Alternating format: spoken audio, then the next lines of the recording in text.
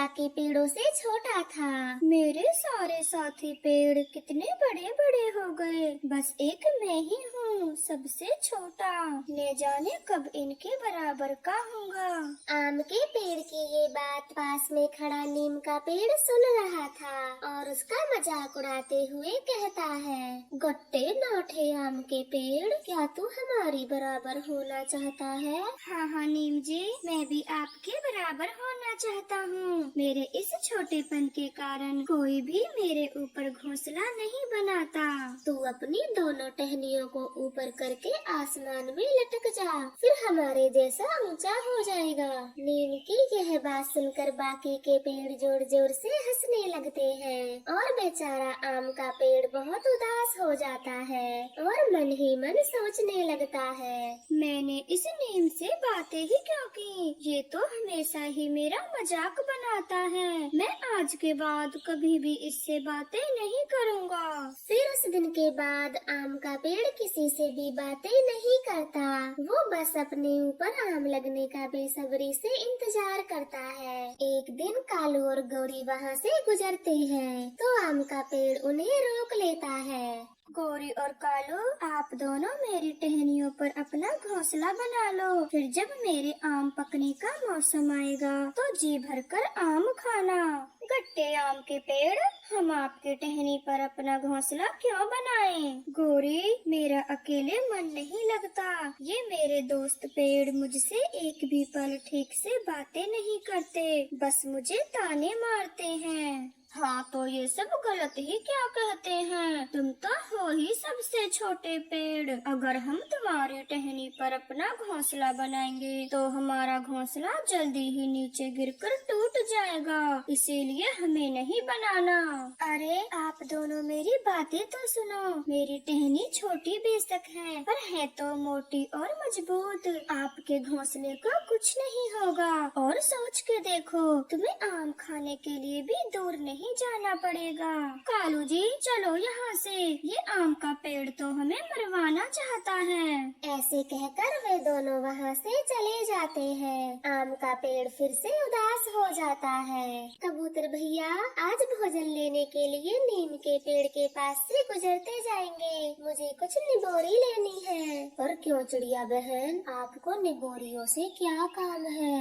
मेरे बेटे कुक्कू को फोड़े हो गए हैं, उसे निबोरी खिलाऊंगी तो ठीक हो जाएंगे।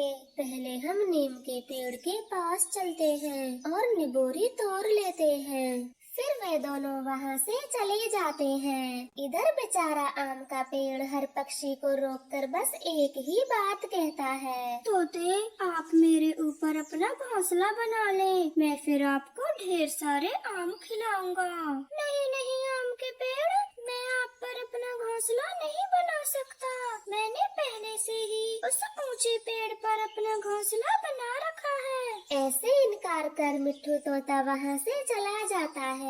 यह सब देखकर नीम का पेड़ बहुत खुश होता है और हंसते हुए कहता है, छोटे आम के पेड़, तू चाहे कितनी भी कोशिश कर ले, परंतु कोई भी पक्षी तेरी टहनियों पर घोंसला नहीं बनाएगा। आप देख लेना, एक दिन मेरी टहनियों पर भी घोंसला जरूर बनेगा। न जाने वो दिन भी कब आएगा जब हमें तेरी टहनियों पर घोंसला देखने को मिलेगा।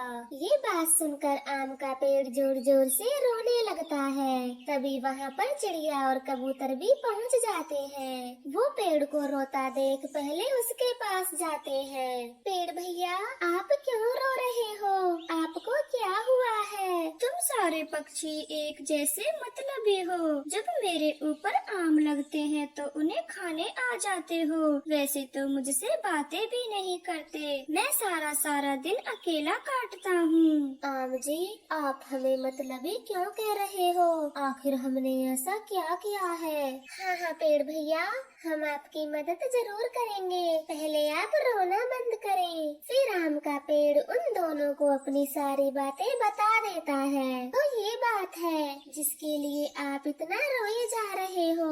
हाँ हाँ मैं यहाँ यहाँ से जाने वाले हर पक्षी से बस यही कहता हूँ कि वो मेरे ऊपर अपना घोंसला बना ले, परंतु किसी ने भी मेरी बात नहीं मानी। तुम हो तो सबसे छोटे पेड़, बारिशों के दिनों में सारे पानी में डूब जाते हो, फिर कोई पक्षी तुम्हारी टहनी पर अपना घोंसला क्यों बनाएगा? मुझे पता है तुम भी कोई बहाना बनाकर यहाँ से चले जाओगे और मेरे ऊपर घोंसला कोई नहीं बनाएगा। नहीं नहीं पेड़ भैया, मैं आपके टहनियों पर घोंसला जरूर बनाऊंगी। चिड़िया की ये बात सुनकर आम का पेड़ बहुत खुश हो जाता है और चिड़िया कबूतर वहाँ से चले जाते हैं। चिड़िया बहन, मुझे नहीं बनाना उस छोटे पेड़ पर अपना घोंसला। अगर आपको खतरा मोल लेना है तो ले, पर मैं इस बार आपका साथ नहीं दूंगा। कबूतर भैया, आपने देखा था वो आम का पेड़ कितना दुखी और उदास था। जब मैंने घोंसला बनाने का कहा तो वो कितना खुश हो गया। वो तो है चिड़िया, आम का पेड़ बहुत खुश हो गया था, पर जब आप अपना घोंसला नहीं बनाओगी तो वो और भी ज्यादा दुखी होगा। नहीं कबूतर भैया, मैं दोबारा से आम के पेड़ को दुखी नहीं होने दूंगी। कोई न कोई उपाय तो जरूर निकालूंगी। फिर वह दोनों जंगल के सबसे पुराने बरगद के पास चले जाते हैं और उसे आम के पेड़ की सारी बातें बताते हैं। बरगद काका, हमारे जंगल में एक छोटा आम का पेड़ है, वो अपने छोटे कद से बहुत दुखी है। अब आप ही कोई उपाय बताएं जिससे वो भी बाकी पेड़ों की तरह ऊंचा हो जाए। टोनी बेटा, अगर कुछ और बात होती तो मैं आपकी जरूर मदद करता, लेकिन छोटे कद का उपाय तो मेरे पास भी नहीं है। पर बरगद काका, हम तो आपके पास बड़ी उम्मीदों से आए थे, ये सोच कर कि आपके पास कोई न कोई उपाय जरूर होगा। हाँ काका, आप ही कोई उपाय बताएं, आप ही जंगल के सबसे बूढ़े पेड़ हो। याद आया, आप काली पहाड़ी पर चले जाओ, आपको वहाँ सुनहरा पेड़ दिखाई देगा और उसके फूलों को लाकर पेड़ की जड़ों में डाल दो। परंतु काका, हम उन फूलों को कैसे पहचानेंगे? टूनी बेटा, वो फूल हरे रंग के होते हैं, आप जल्दी से उन्हें तोड़ लाओ।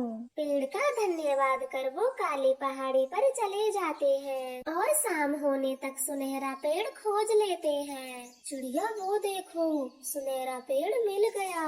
हाँ कबूतर भैया, ये वही सुनहरा पेड़ है जिसके बारे में बरगद के पेड़ ने बताया था। फिर चिड़िया और कबूतर कुछ हरे रंग के फूल तोड़ लेते हैं और उन्हें लेकर अपने जंगल आ जाते हैं। पेड़ भैया, अब आप बिल्कुल चिंता ना करें, हम आपके बढ़ने की दवा लेकर आ गए हैं। चिड़िया, क्या आप सच कह रही हो? मैं भी बाकी पेड़ों की तरह ऊंचा हो जाऊंगा। हाँ हाँ आम के पेड़, अब आप भी बाकी पेड़ों की तरह बड़े हो जाओगे।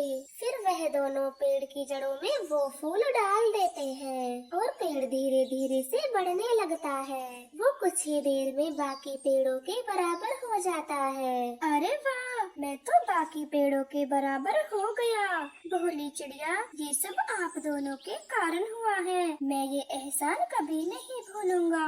पेड़ भैया, इसमें एहसान की क्या बात है? आप भी तो हमें हर मौसम मीठे मीठे आम देते हो, तो क्या हम आपके लिए इतना भी नहीं कर सकते? फिर टोनी और कबूतर अपना घोंसला आम के पेड़ पर बना लेते हैं। पेड़ भी बहुत खुश होता है और उसके आम भी पक जाते हैं। फिर चिड़िया और कबूतर खूब आम खाते हैं। कालू जी, हम इस पेड़ पर अपना घोंसला बना लेते हैं, ये पहले से कितना ऊंचा हो गया है और सबसे ज्यादा आम भी इसी पर लगे हैं। हाँ हाँ गोरे जी, चलो हम अभी इस पेड़ पर अपना घोंसला बनाते हैं और फिर मीठे मीठे आम खाया करेंगे। कालू और गोरे, तुम मेरे ऊपर घोंसला नहीं बना सकते हो। जब मैंने आपसे कहा था कि मेरी टहनी पर घोंसला बना लो, तब आप मुझे गट्टा पेड़ बोलकर चले गए थे। हमें माफ कर दो पेड़, हमसे गलती हो गई, प्लीज हमें घोंसला बनाने दो। नहीं नहीं, मैं चिड़िया और कबूतर के अलावा किसी को भी अपने आम नहीं खाने दूंगा। अब आप भाग भाग जाओ यहाँ से।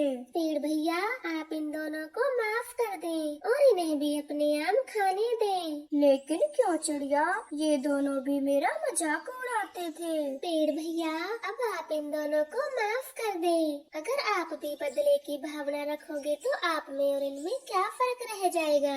चिड़िया की ये बात सुनकर पेड़ कालू और गौरी को माफ कर देता है और उन्हें भी अपने आम खाने देता है। तो प्यारे दोस्तों, हमें इस कहानी से सीख मिलती है, हमें कभी भी किसी की कमजोरी का मजाक नहीं उड़ाना चाहिए, बल्कि उसका साथ देना चाहिए। जंगल में कबूतर एक छोटी सी दुकान खोलता है। उसकी रोज रोज की आमदनी इतनी अच्छी होती है कि वो कुछ ही महीनों में एक बड़ी दुकान भी खोल लेता है। परंतु कालू और गौरी तो हमेशा ही कबूतर से उधार सामान ले जाते। कालू जी, राशन का सारा सामान खत्म हो गया है। गौरी, इतना परेशान होने की क्या बात है, हम अभी कबूतर की दुकान पर जाते हैं और राशन का सारा सामान ले आते हैं। हमें कौन सा उस कबूतर को पैसे देने पड़ते हैं। सच कालू जी, जब से इस कबूतर ने अपनी दुकान खोली है तब से राशन की तो कोई चिंता ही नहीं होती।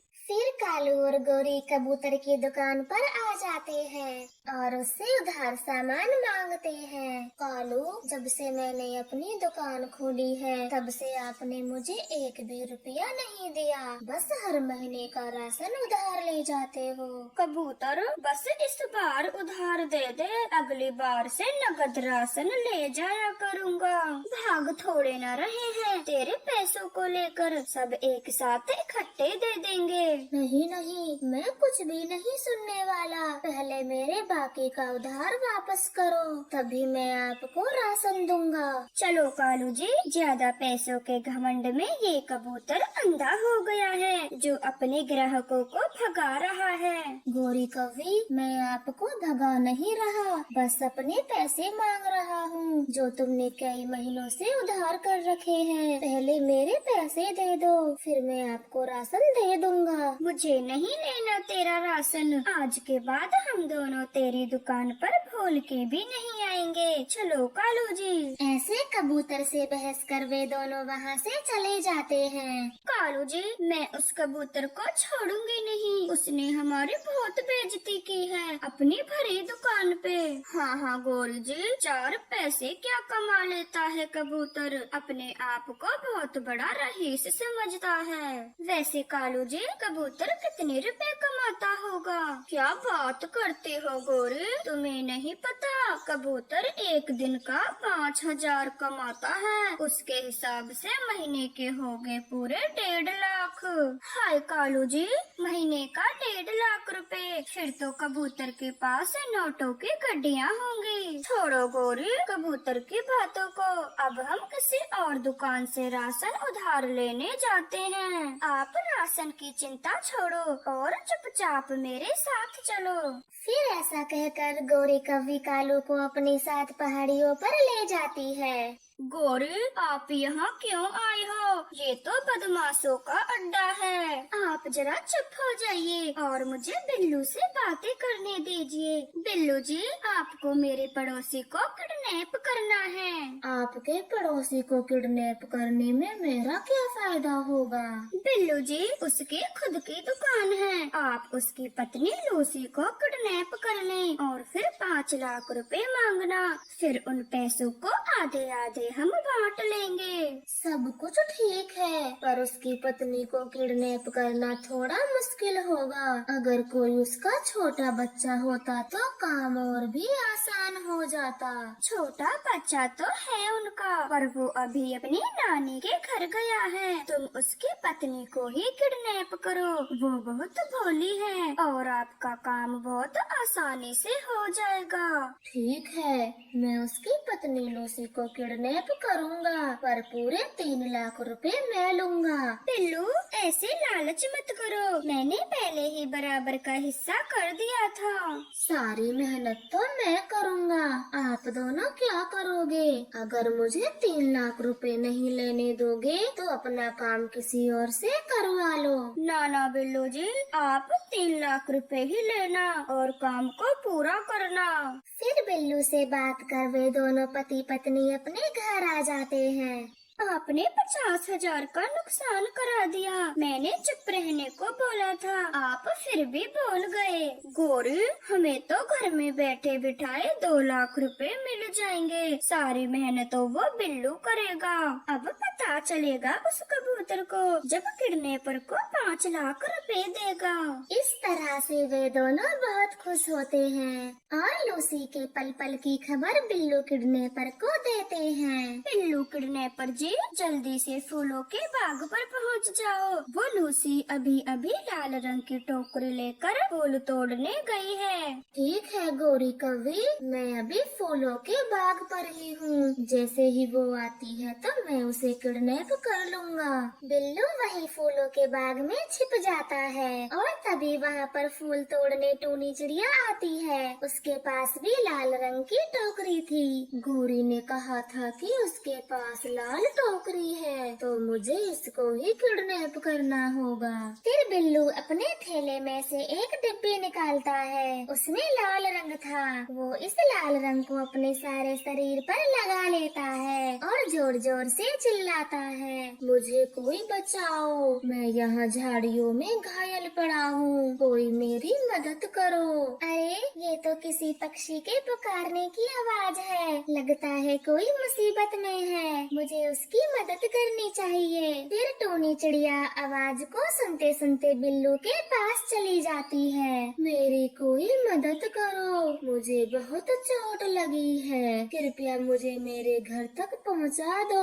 आप चिंता ना करें, आपको अभी दवा की जरूरत है, मैं आपको डॉक्टर के पास ले जाती हूँ। नहीं नहीं भोली चिड़िया, मेरे घर के पास ही डॉक्टर का घर है, तो मैं उसी से अपना इलाज करवा लूँगा। आप बस मुझे मेरे घर पर छोड़ दें तो आपकी बड़ी कृपया होगी। फिर टूनी चिड़िया बिल्लू को लेकर वहाँ से चली जाती है। वो उसकी बताई हुई दिशा में उड़ती है। यहाँ तो मुझे कोई घर नहीं दिखाई देता। आप ये कैसी जगह पर रहते हो? अब आपका इलाज कैसे होगा? हा, फंस गई लूसी, मुझे कोई चोट नहीं आई। तुझे किडनैप करने के लिए मैंने अपने ऊपर लाल रंग किया। अब तेरे पति से पूरे 5 लाख रुपए मांगूंगा।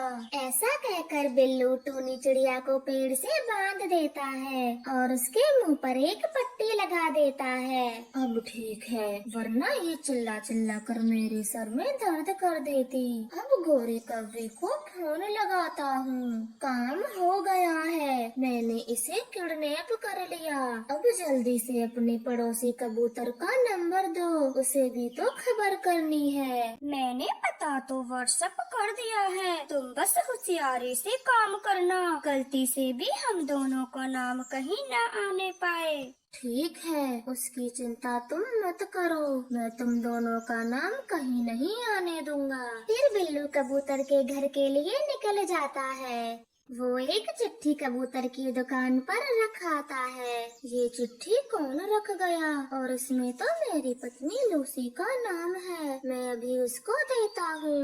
हाँ कबूतर जी, चिट्ठी पे नाम तो मेरा ही लिखा है, पर आज से पहले तो मेरे लिए चिट्ठी कभी नहीं आई, फिर ये कौन दे सकता है? फिर कबूतर अपनी पत्नी की चिट्ठी पढ़ता है। कबूतर, अगर अपनी पत्नी लूसी की जान बचाना चाहता है तो पूरे 5 लाख रुपए लेकर पहाड़ी पर आ जाना, वरना तेरी पत्नी को जान से मार दिया जाएगा। कबूतर जी, ये तो किडनैपर की चिट्ठी है। लूसी जी, आप तो यही हो, फिर उसने किसको किडनैप किया है और ये चिट्ठी हमारे घर क्यों रख गया?